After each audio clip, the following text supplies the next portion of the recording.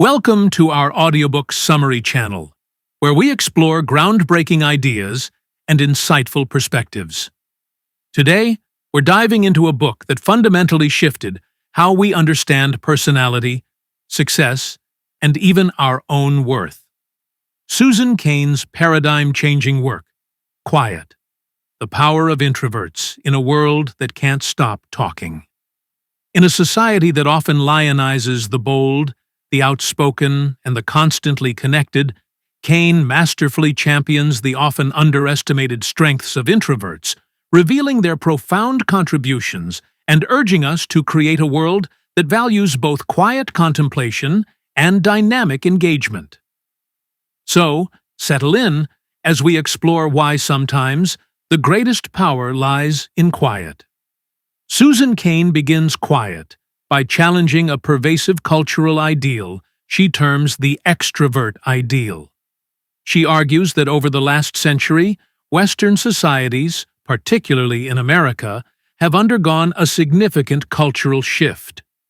We've moved from a culture of character, which valued inner virtue, moral rectitude, and personal integrity, to a culture of personality, which prizes magnetism, charisma, and the ability to command attention. This shift, Cain contends, has profound implications, creating a bias towards extroverted traits and often devaluing or misunderstanding introverted ones. She traces this historical evolution, noting how figures like Dale Carnegie, with his emphasis on public speaking and winning friends, became cultural touchstones. Schools began to prioritize group work and participation. Workplaces adopted open-plan offices, and leaders were increasingly expected to be charismatic and outgoing. The message became clear. To succeed, you had to be an extrovert, or at least act like one. Cain illustrates this with vivid anecdotes, showing how this ideal permeates everything from job interviews to social gatherings. A crucial part of the book is Cain's meticulous explanation of what introversion and extroversion actually are. She clarifies that it's not about being shy versus outgoing, but rather about how we respond to stimulation. Introverts, she explains, are highly sensitive to external stimulation. They thrive in quieter environments, are easily overstimulated by too much noise or social interaction, and recharge their energy through solitude. Extroverts, on the other hand, require more external stimulation to feel energized and perform optimally. They thrive in social settings and draw energy from interaction. This distinction is biological, rooted in differences in our nervous systems and neurochemistry, particularly relating to dopamine. Cain argues that this fundamental difference in how we process and react to stimuli leads to distinct strengths. Introverts are often deep thinkers, keen observers, and careful listeners. They tend to be more deliberate, thoughtful, and analytical. Their natural inclination towards solitude fosters creativity, concentration, and sustained focus. She provides compelling examples of introverts who have made extraordinary contributions to society.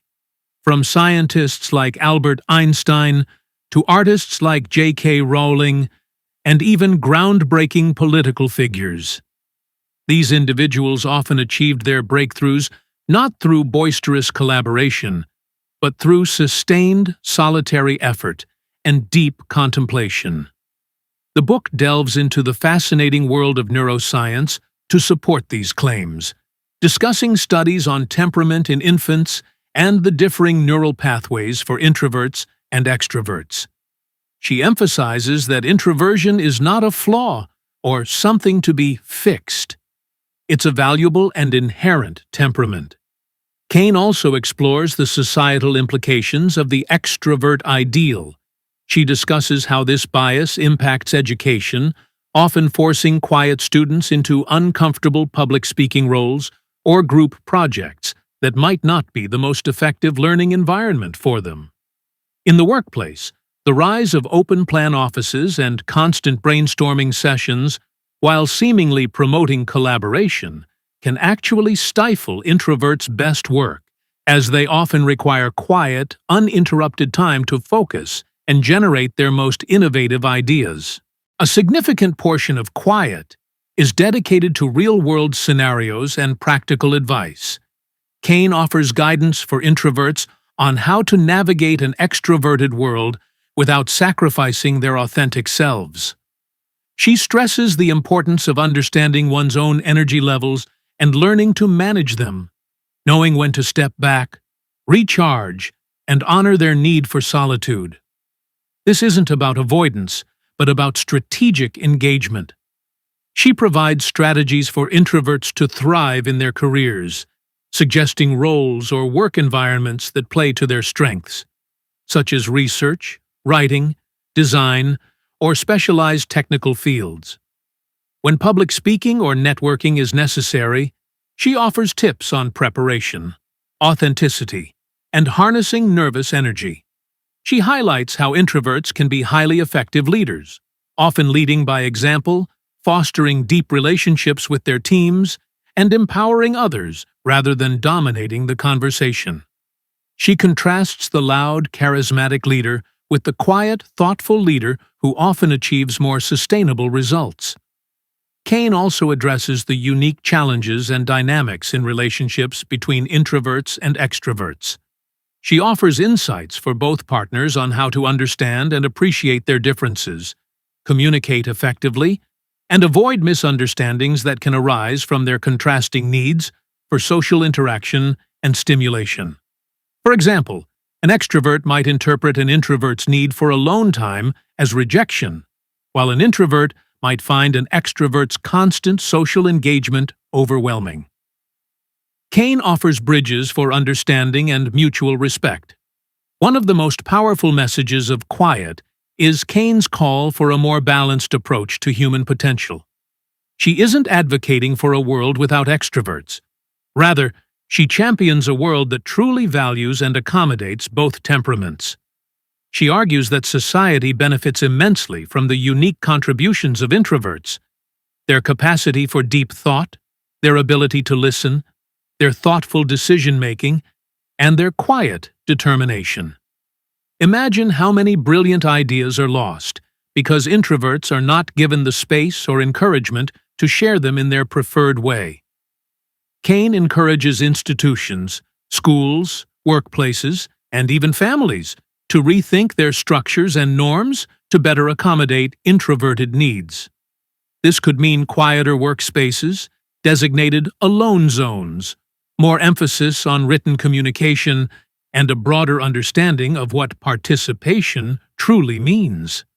It's about creating environments where introverts can flourish and contribute their best work without feeling pressured to conform to an unnatural extroverted mold. She also touches on the concept of restorative niches, places or activities where introverts can retreat to recharge and reconnect with themselves.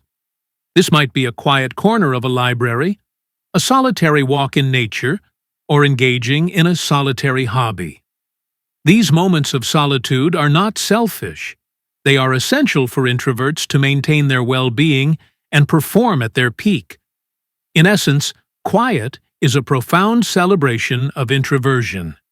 It's a powerful reminder that not all leadership is loud, not all innovation is born from brainstorming sessions, and not all brilliance comes from the most vocal person in the room.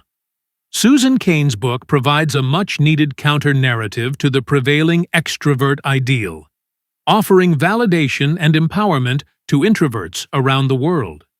It encourages introverts to embrace their true selves rather than trying to mimic extroverted behaviors. Beyond just informing introverts, quiet serves as an invaluable guide for extroverts to better understand and appreciate their introverted colleagues, friends, and family members. It fosters empathy and promotes a more inclusive understanding of human nature. By recognizing and valuing the unique strengths that introverts bring to the table, we can build more effective teams, more nurturing schools, and a richer, more diverse society. Susan Cain's work has had a lasting impact since its publication, sparking countless conversations and contributing to a growing movement to recognize and empower quiet leaders and thinkers. It's a book that asks us to pause, to listen, and to truly see the power that lies within the quieter corners of our world. It reminds us that often, the deepest thoughts, the most profound insights, and the most enduring contributions come from those who, in a world that can't stop talking, choose to listen, observe, and quietly contemplate. Thank you for joining us on this exploration of Susan Cain's Quiet, the Power of Introverts in a World That Can't Stop Talking.